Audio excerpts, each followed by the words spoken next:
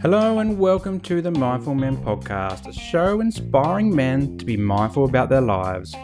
Each week, we'll dive into a range of topics that matter to men and hear from everyday people doing extraordinary things. So if you love the show, please give it a 5-star rating and share it with your mates.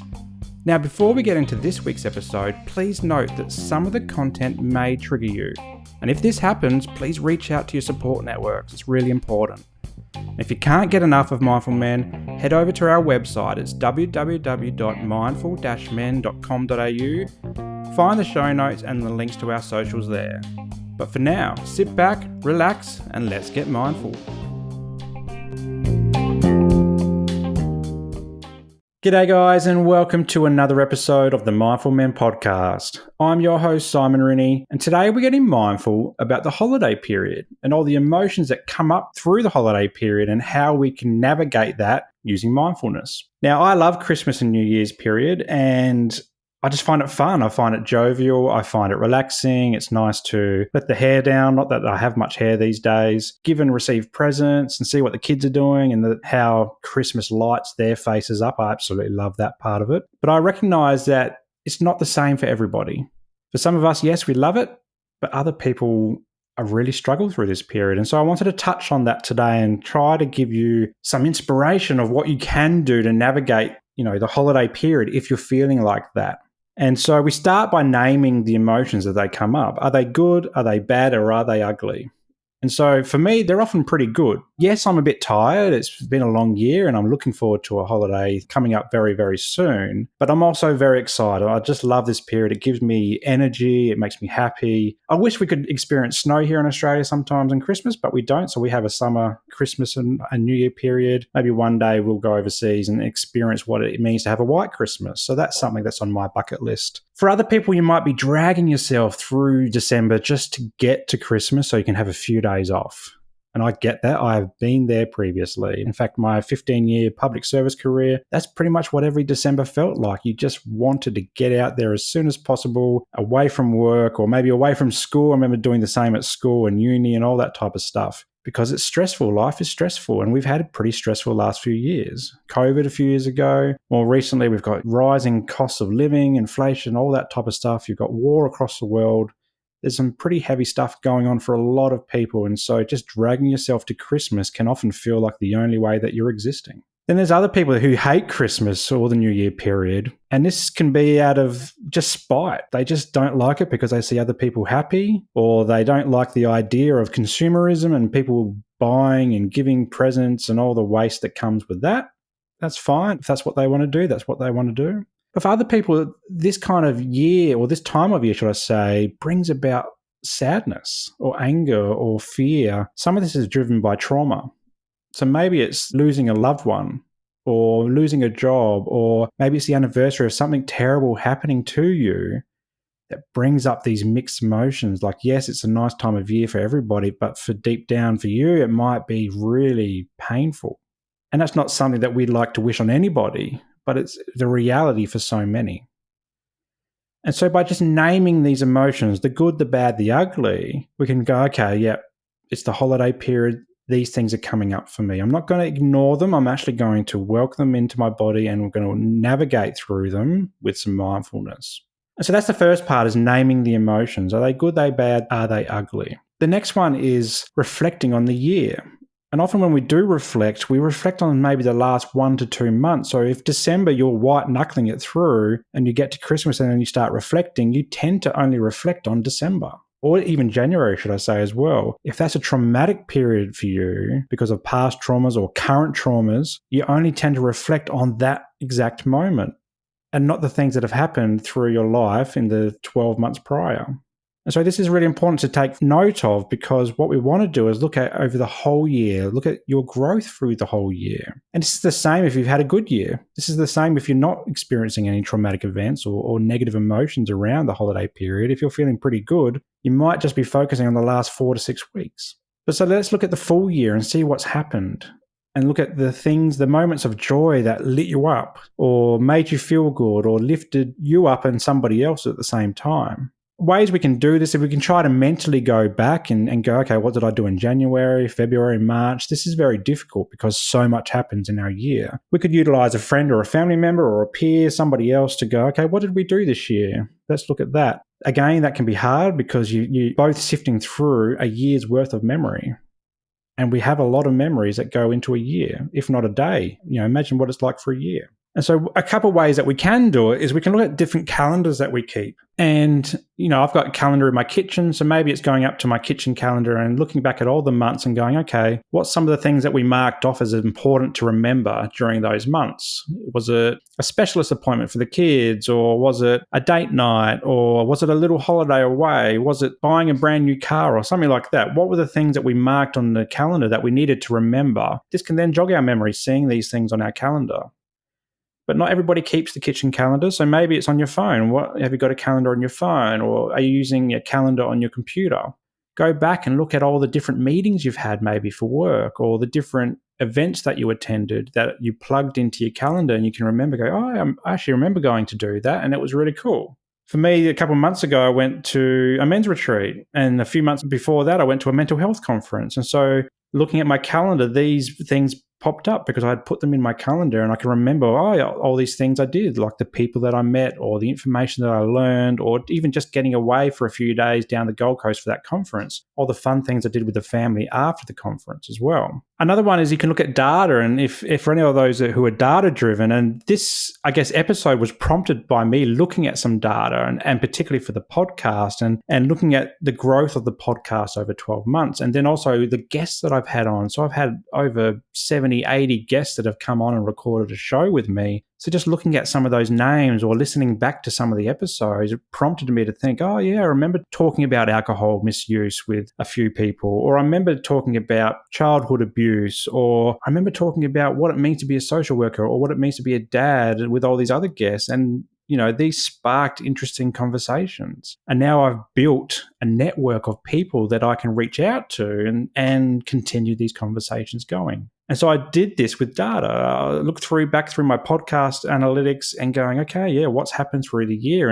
And I was really pleased to see some of the outcomes about the listeners, the subscribers, how many countries the podcast has been listened to. We can use this information that we have to reflect back on the year rather than just kind of focus on the last, say, 4 to 6 weeks. And this is a really cool thing because this allows us, when we do reflect back on the full year with these different tools, to realize how far we've come. And when we realize how far we've come, we recognize that we're not necessarily white knuckling through life. We might just be getting that final lift up over the edge so that we can then see clearer skies. When we look back, we can look at all the challenges that we overcame to get to where we are today. We can look at the new networks that we have, or the new friends, or maybe we can look at how we've redefined our social circles to remove toxicity and bring in positivity. These are all mindfulness-based practices reflecting on what's going on for us inside, but then also how far we've come in our journey. And the holiday New Year period is a great time to do that because you can mark it off or compare it against the Christmas New Year period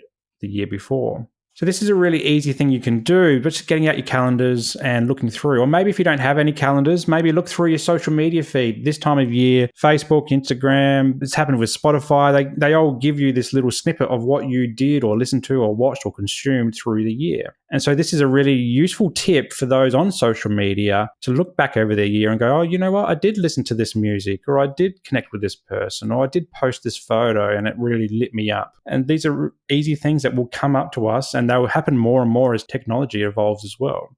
And from there, once we name it and we reflect on it, and we can reflect on the growth, and maybe we're still not quite seeing the growth. Maybe we're like, no, this has been the year of hell. Nothing positive has happened. I like to throw in the word resilience here. If nothing as positive has happened, but you're still here, you're still giving it a go, you're still trying, you're still grinding through every single day, that's called resilience. And to me as a therapist, that's strength. That's positivity. That's growth. What happens when we're in a bit of a rut is that we don't recognize that we are resilient people. But by tuning into the things that we have done throughout the year, we can recognize all these hurdles that we've crossed. And those hurdles don't have to be negative. They can be positive as well. Maybe it's a hurdle of running your first marathon and all the training that went involved and all the running and the diets and the sleeping well or sleeping differently, all the niggles and stuff like that. These aren't necessarily negative things. In fact, they're quite positive, but it still is a hurdle to overcome. And so as we move past reflection and we start to go, okay, I've done the reflection, I'm feeling these things. Some of it's great, some of it's not so great. What are we going to do next? So the next thing in the holiday period to be mindful of is, where are your supports? Who are you connecting in with? When are you connecting with them? How, why, etc., etc., etc. And so this is really useful because the holiday period can be full on. It could be full on with action, but it could also be pretty empty as well. So who are we connected with and how good are those connections is really important to reflect on if we're going to navigate through the holiday period in a mindful way. So are we connecting in with family or friends or peers from work or maybe some fellow students if you're studying? Maybe it's your neighbours. Are we connected in with our neighbours or the people down the street or the people at the local supermarket? COVID over the last few years has taught us that connection is really important. And particularly for men do feel lonely. And so guys who are listening, I implore you, think about who you're connected with. Maybe you haven't spoken to someone for quite a while, but you really enjoy spending time with them. So maybe it's picking up the phone, giving them a call, sending them a text. Maybe it's popping around their house. Maybe you live near them and just go knock on the door like we used to do back in the olden days. I say olden days, I'm 40, but I can still say olden days because I was talking to some young people today in my therapy clinic. And they looked at me as very old, and I felt very old too when they told me what year they were born. But oldness put aside, can you just go and knock on their door and of a mate or a family member or whatever and say good day and say, you want to go for a cup of tea or a cup of coffee or do you just want to hang out, go for a walk or whatever it is. Connection is really important. And then it's not just about people, it's about activities as well. And so the holiday period, there's lots of activities going on. So is it the local Christmas carols or maybe an event that's happening with your work or maybe your sports club is having an event as well. Maybe it's an end of year celebration. Are you connecting in with these types of activities? Because when we connected in with them, we can feel a lot better about this time of year. And that's whether we're struggling or also whether we're feeling good too. Now, for some, that calendar can look pretty booked up. Our support networks might be booked up. We've got lots of events. We've got lots of things going on. And so what we want to do to navigate through healthily is just manage it in a good way. And when I say manage it, what I'm talking about is trying not to overdo it. And I've been guilty of this in previous years. And if you've heard my last few episodes, the last 10 or so episodes, alcohol has been a big issue for me. And so this year, I'm being very mindful and I'm not going to be drinking because previous years, I would overdo it. I would drink too much because I thought it helped me feel normal. It numbed everything. It also helped me relax. But this year I don't need to relax because I'm already feeling good because I've been off the grog since August.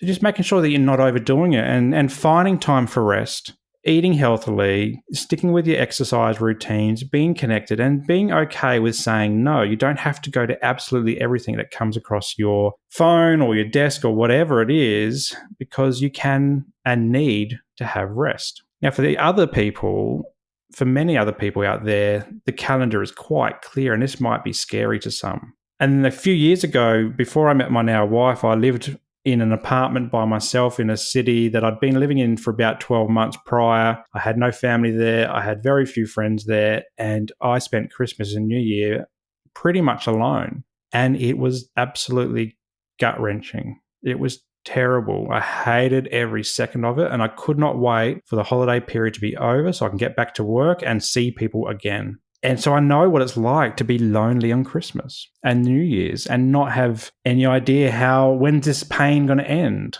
You can look at the calendar, but the time doesn't go any faster. And so what do? Back then I drank or I slept or I did mundane things just to pass time away.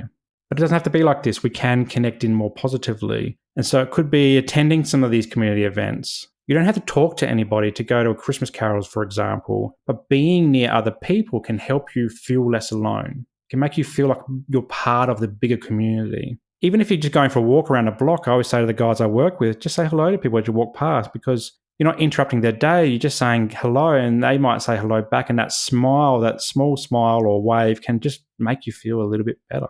There's lots going on at this time of year, so maybe you can volunteer. There's organisations, charities, etc., all looking for volunteers to help them putting Christmas hampers together or giving blankets out to people who might be without a home this Christmas, New Year's period. Can you go and volunteer and do that type of work with them and build some new networks as a result? Do something nice for the community that lights you up too. Could you get some casual work? There's lots of casual work going on, or part-time work, particularly in the retail and hospitality industries. Can you just pick something up just to pass some of the time, make a few extra bucks? That would be really useful. There's jobs everywhere that you just need to apply for, and often you can get a job pretty easily.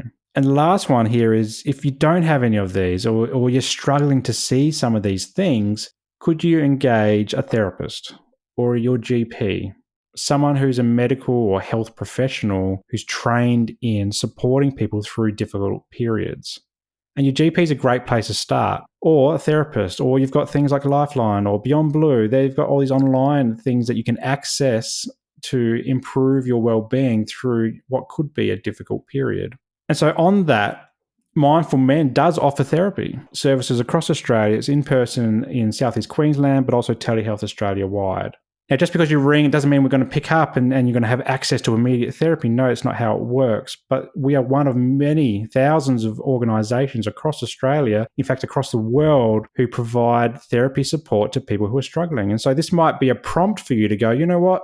Christmas is coming up. Maybe I should check in with a therapist. Maybe I should check in with Mindful Men or my GP and start the process now. Don't wait until it's what you feel is too late and all the damage has been done. Get in early. Start working on yourself today.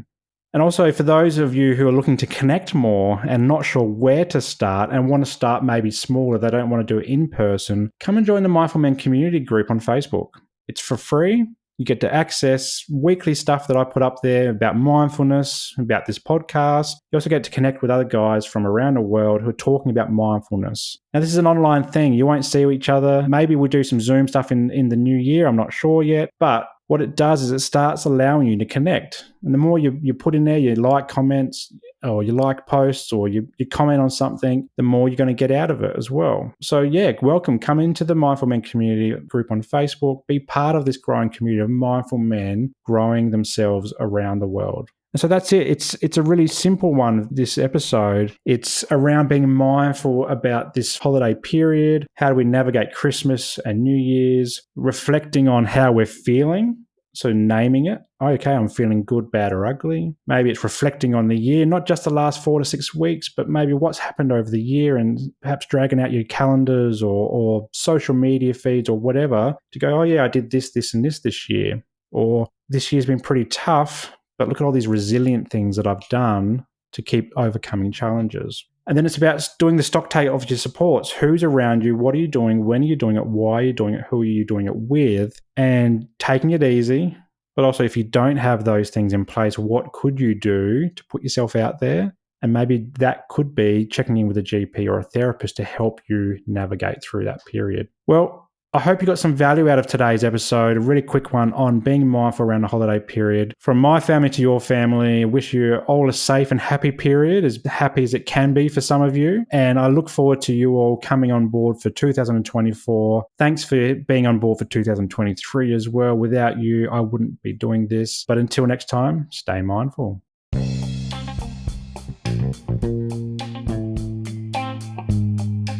Well, that's a wrap for today's episode, and I hope you got some value from it. If anything triggered your mental health today, please reach out to your support networks. Also, if you loved what you heard, be sure to subscribe to the show and share it with your mates. For more from Mindful Men, you can check us out on Instagram and YouTube, and I'll throw the links to these pages in the show notes below.